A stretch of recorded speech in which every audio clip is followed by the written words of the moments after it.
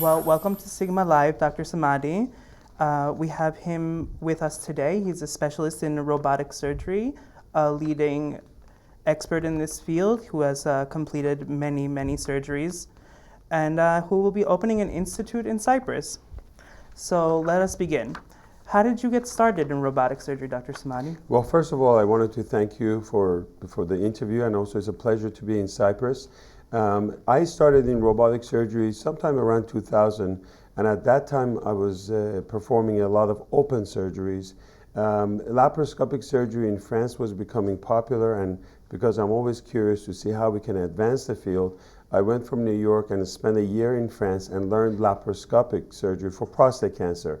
And while we were there, the first 11 robotic surgeries was performed, and I just happened to be at the right time, at the right place, seeing not only the marriage between the technology and also the science of surgery. And when you combine, the old-fashioned surgery and you bring the technology, along with the laparoscopic surgery, I said, you know what, this is the real magic. And at that time, a lot of people didn't think that this was going to be panning out.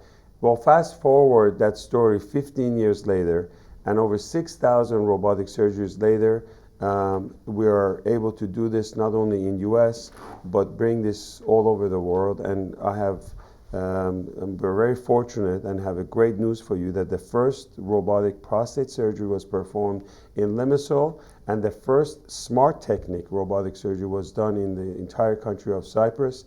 And we're so honored and pleased to be here with you and the rest of the country. Wow, that is really interesting. We've heard about the machinery and that it can be quite difficult to use sometimes, especially for doctors to get used to it, as it involves using all four limbs, not only your hands, but your feet as well. I'm just curious as to how long it took you to learn how to use all four limbs to perform the surgeries. Yes, this is a very important question because a lot of people and patients, when they think of robotic surgery, they may think, well, it's the robot that does the operation, and that's absolutely not the case. It's the surgeon that performs the entire operation, and I always tell the patients that an experienced surgeon plus the technology of the robot means good outcome. Inexperienced surgeon or somebody who is just learning plus the technology means a lot of complications. And we hear about complications of robotic surgery. That has nothing to do with the robot. It has to do with the fact that the surgeon is not comfortable yet. So what this hospital in Limassol has done, Mediterranean Hospital, and this Dr. David Samadi Robotic Institute is that we don't want to practice on patients. We don't need to bring in surgeons that are learning and practicing on patients because it's not right, and it's going to lead to a lot of complications. Having done thousands of these cases, now these surgeries takes about an hour to an hour and a half. They get to go home the next day. There's no transfusion or bleeding. And what's more important is that they're able to enjoy quality of life. For a lot of men, sex is a huge part of this. You can't tell a 40-year-old, 50-year-old, a 60-year-old man that you're not going to have any sexual function after this. So because of our experience in open surgery and using the technology, now 80% of my patients are able to have sexual function, 97% are able to have urinary control and enjoy life. And that's a huge part of this. I think it takes hundreds and hundreds of these cases to really get comfortable. And you have to be committed to it. You have to have a team. You really have to dedicate a lot of time and effort. It's not like you can just buy the robot and start practicing and you're a robotic surgeon. That's a false statement, and patients have to be always careful. The concept that I have a robot about a mile away from me, why should I go to another hospital? That's because experience matters. And that's what's important. And you touched on the male system, which I know that you're a specialist in. I would really like to see I find it interesting to find out why someone should choose surgery over radiation, especially in the prostate area. As you know, there are a lot of options for prostate cancer. And when you're hit with the news of prostate cancer, which is a silent killer, there are no symptoms, and the doctor says, by the way, you have prostate cancer, there's so much information online, and there's a lot of misinformation online. Maybe you can get HIFU, maybe you can get seed implant, maybe radiation, maybe surgery. Now, a lot of times people shied away from surgery because they thought maybe it leads to incontinence and impotence. And I can tell you today, in 2015, we really have made a huge leap in this field where patients can enjoy quality of life. You will be continent, you will get your sexual function back. Never 100% guarantee, but we've done a huge advancement in this field. Why surgery over radiation? Because with surgery, you remove the entire prostate. You don't do that with radiation. So I can look at the patient and say, this is how much cancer you had. This is how far your cancer has gone. This is the stage of your cancer. And what's important is 6 weeks after surgery, your PSA should be 0. That's not true with radiation. If the cancer returns after surgery, which can happen in about 5 to 10% of the time, guess what? I can still give radiation after surgery. So I can give radiation after surgery, but if I do radiation, I can't do surgery. So you burn bridges. And I think that long term, radiation can cause a lot of collateral damage. Radiation causes cancer. We see rectal cancer, we see bladder cancer from radiation. So the old-fashioned thinking that I'm going to go in and an hour later I'm going to get seed implant and I'll be fine, that's not the way to go anymore. And the other thing is, men go on for years. It's not 65 is not old anymore. They go into their 70s and 80s and 90s. So we want a long-term plan, and long-term investment is get the cancer out, understand what your PSA is, keep all the options open, and not only be cured of cancer, but have great quality of life. And that's what we have, and that's what we brought with this institute to Cyprus. And I think this is the biggest news, not only for medical advancement, but economically, because you're going to see a lot of patients from other countries would want to come to a neutral zone. We've done this in Israel, we've done this in Greece, we've done it in many other countries. But now, let's find a neutral area called Cyprus, a country that is open and patients can come in from all over the world, get their surgery, family can enjoy their quality of life, and go back home. You touched on laparoscopic surgery and prostate surgery for robotic surgery.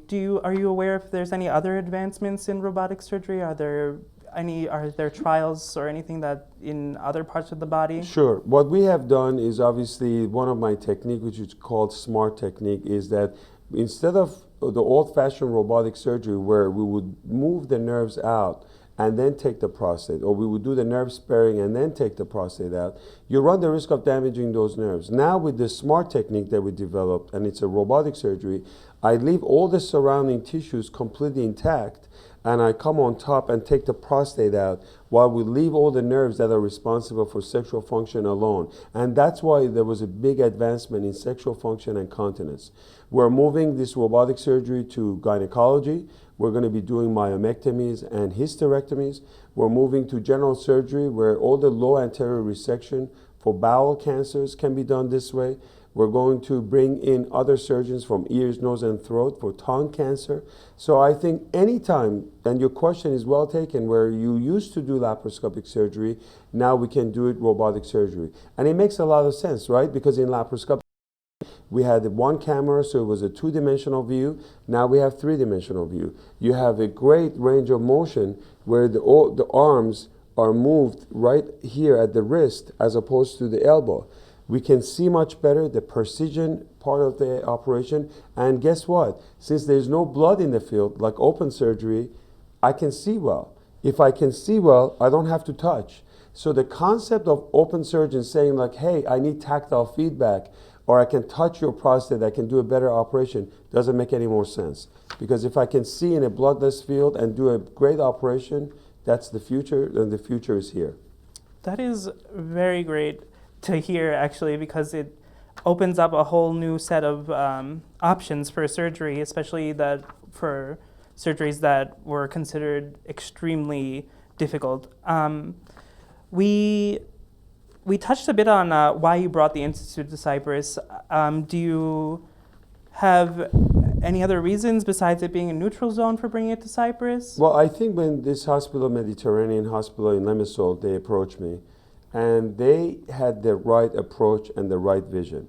And the administration and our good colleagues, the urologists, came to me and they said, look, we don't want to go through the same old-fashioned way of bringing 3-4 urologists, start practicing on older patients and build our way up.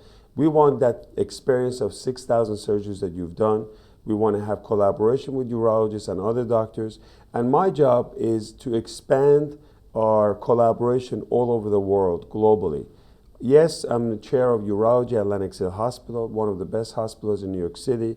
I run the whole robotic program over there. But as a result of these collaborations, we've been able to learn a lot from each other. And I think there are tons of urologists in Cyprus that are doing a fantastic job. Let's see how we can advance the science. Let's see how we can advance the research through the institute to the next level. And ultimately, the patients are the ones that benefit from this. Mm-hmm. If you can capture the cancer early on while it's contained and it hasn't gone out, if the bird hasn't escaped the cage, why do chemotherapy? What do we need to do radiation for? Let's just cure people and get them back to their family and relatives. And I think this is a big news for this country. And they really have turned the clock 15 years forward and said, we're going to have this in Limassol. And by the way, this institute welcomes other doctors. I'm available. If any urologists, any other doctors would like to talk to me about how they could be part of this and how we can collaborate, we're here to help and advance science and medicine. That is really great, especially with opening up options to other doctors. Another question that we have, will you be practicing at the Institute from time to time? Because I know you are based in New York. Obviously, I have a very busy schedule and I have a very busy surgical schedule in New York, but we're working closely as a consultant and training the urologists and the doctors in the hospital. And my job is to make sure that the patient's outcome is well. I would not be the primary surgeons all the time. For a lot of international patients, I'm happy to help, but our local urologists are going to be working with us, and my job is to make sure that the patients are safe, that these surgeries are done without complications and good outcome. That's what I'm looking for, and really, do a lot of clinical trials and research together. Oh, that is great. That is all the questions I had, and I think you did a great job for helping us with bringing robotic surgery to Cyprus and bringing these new methods that will really change a lot of lives, especially with cancer and with all the new doors opening with this new technology, especially making it easier for surgeons. Thank you very much for coming to sit and interview with us. It was a pleasure talking to you, and I also want to let people know that if you are early in your 40s, if you have family history of prostate cancer, if there is genetic component, don't be scared of getting that blood test called PSA early on, and know what your PSA is. And if you're diagnosed with prostate cancer, even though it's called the silent killers and there are no symptoms, it should not be a death sentence. The cure is there, getting a second opinion, choosing the right surgeon and choosing wisely, plus the robotic technology in the hands of right people means good outcome. Your quality of life is also very important. Your sex life, your continence, and we're here. We're here to help. This is like to really advance, and the country is very open. And I congratulate people in Cyprus, from the president all the way down to the physicians and doctors and administrations, and including yourself, who are bringing this to public. And I think you're doing a really fantastic job. And we're honored to be part of this. And thank you for all of your hospitality. Besides the nightlife and the food and the friendship, I can't say enough. So thank you again. No problem. Thank you so much for giving people so many options. Thank you.